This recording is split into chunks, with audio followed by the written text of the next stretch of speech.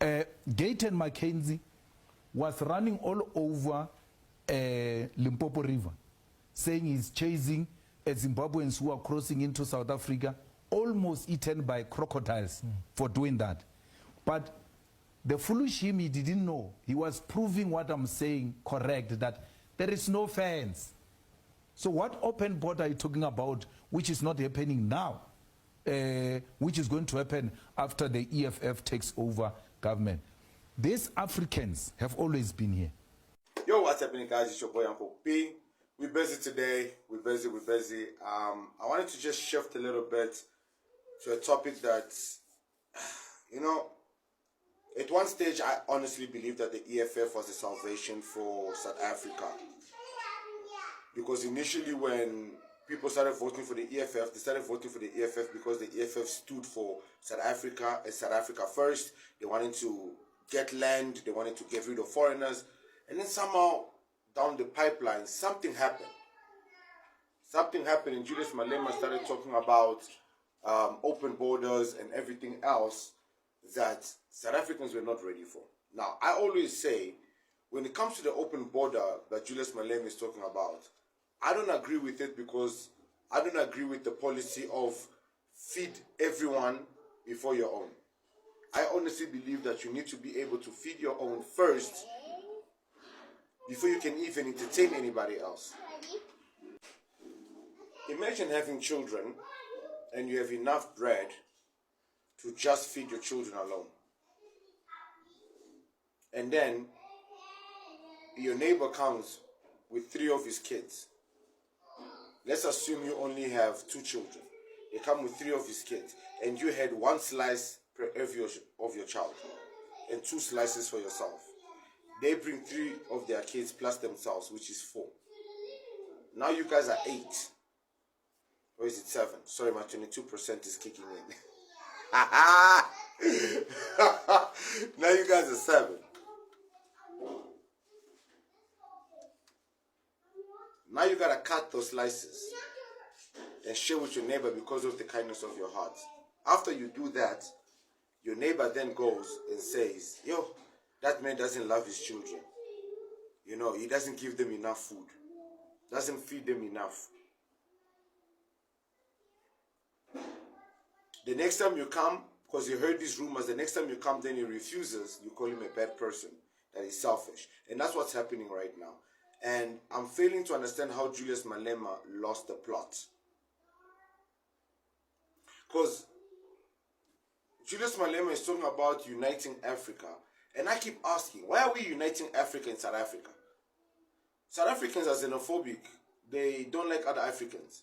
So, if that's the case, then why are we uniting here? Why can't we unite in Nigeria, Angola, Congo, Mozambique, Zimbabwe? Why don't you go unite in those countries? Because the best way to teach a lesson is by example. So if Nigeria, Angola, Ghana, Cameroon, Senegal, all these countries can come united, create one currency, and become a powerhouse, then we can start saying to South Africa, yeah, your guys thought, yeah, your guys thought 1-1. Then South Africa can be begging us like, you know, please guys, we are sorry, we didn't mean it, take us. But no, that's not what we're doing. We out here on some, and I honestly think this is the fall of EFF, and I don't think Julius Malema is going to recover from this. Even if he does change his dialogue, or his dialect, or his whatever. Sorry guys, I've got a lot on my head with what's happening right now in the world. My 22% is kicking in. If he doesn't change his mindset, even if he does change his mindset, I think it's too late for the EFF. I think South Africans are now, because of the insults that is coming from the foreigners and the constant, even especially foreigners who are living within the country, because of that, South Africans have reached a stage where they don't want to listen anymore. You know, I think we're going to reach a stage where South Africans are going to start putting the police, or they're going to start having the correct numbers. They're going to know the correct channels and how to report accordingly. And now you're going to start finding foreigners not getting scared. I want to show you guys this video. So Carte Blanche did a documentary. I watched it last night.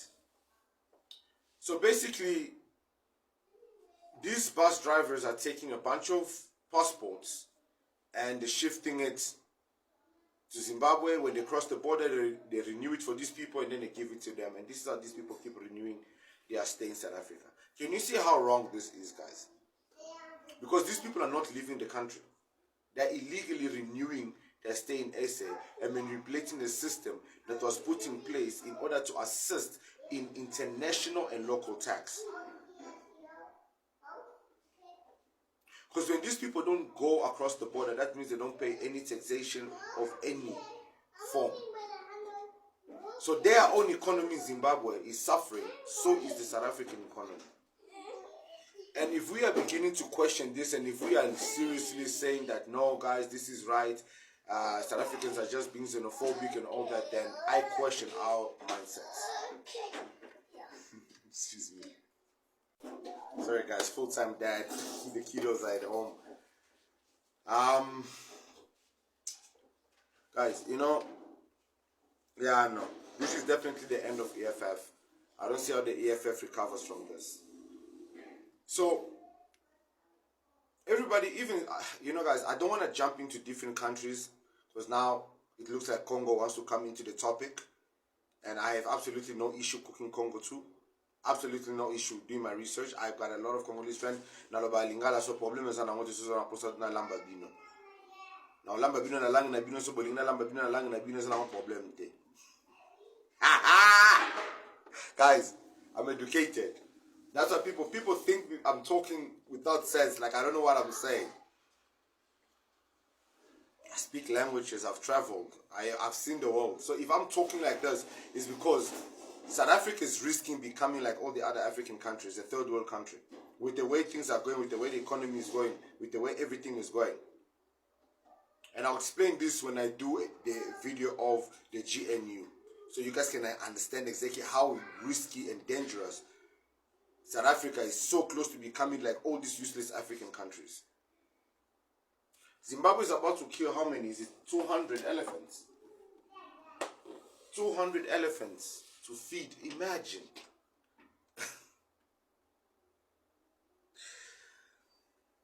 Guys, you can't make this shit up, man. You cannot make this shit up. But I bet you, the moment we start talking about Zimbabweans, they'll come here being proudful about their country. Now they are very silent because we're dealing with Nigerians right now, because we are heartful with Nigerians. With Zimbabweans, I feel like we already know how to deal with them. We're just giving them, you know, leniency for now. Because having to kill that many, what are we, like, yet we mock South Africa. Day. Guys, the embarrassment. People are commenting here, should talk about Angola. Guys, it's not about talking about countries. You guys are not getting it. Your small minds, your narrow minds are not getting it. But anyways, this was about the EFF. And I personally think the open border policy has shut down EFF completely. There is no recovery from this. I dare anyone from the EFF, anyone who wants to speak on behalf of the EFF, to come down here and guarantee that they'll even get about 5% in the next election. Even if Julius changes his tone, it's no longer going to work. I'm telling you, every single EFF member is going to get frustrated. They'll probably move to the MK if they don't want to go to the ANC. And not because they don't love the EFF. No, that won't be the reason. EFF members love the EFF. But they will not love their leader or the policy. Now, EFF does have the policy of voting their president off. So, maybe the only way the EFF does a 360 and ends up winning more than 5%, even more than 20%, or 10%, is if Julius Malema steps down as the president of the EFF. Flo Chivambu left, so I'm forgetting the other guy's name. He's the one who takes over because he's also loved by the EFF.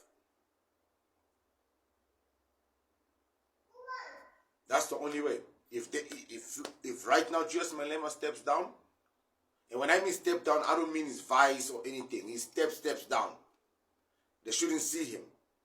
And then they change their whole ideology and start speaking about, you know what, We understand what Julius was saying about the open border, but right now we need to focus on feeding our own people, taking care of our own people. A luta continua, but it's going to be with legals. If you are illegal in this country, we will fight with you. But if not, Gayton McKenzie, PA, got into government for the same thing. He used the same tactic that Julius Malema used.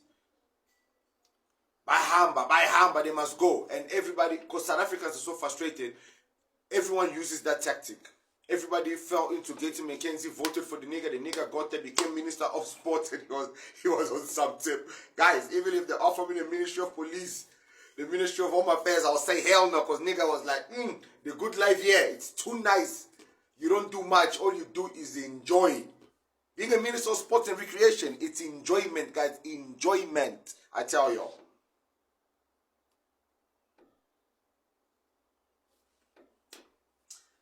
But anyways, guys, I'm your boy Uncle P. Tell me what you guys think about the EFF. Do you guys think the EFF is going to make it? Do you guys think Julius Malema should step down as the EFF president, and they need to reprogram their whole setup, or, you know, on how it is, and go back to the EFF that we initially knew, which fought for South Africa and put South Africans first.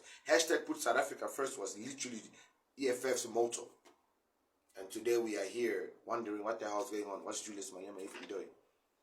I'm your boy Uncle P. I'll check you guys on the flip side. Peace. If you doubt, there is a language called Fanaka law. It was formed long before the arrival of the EFF. Why? The migrant laborers met. They couldn't communicate amongst themselves when they were building South African economy. It was built by Zambians, it was built by Mozambicans, it was built by Zimbabweans, it was built by South Africans who could not communicate amongst themselves. They formed a language, Fanaga law. Where was the EFF when these migrant laborers were here? I'm just saying, we must not find ourselves behind time. The EFF is being punished for being ahead of the times. We say things now, you guys come to appreciate them extremely late because we're too far in thinking. So, and these Africans, when you needed them, they were there for you. The frontline states were there.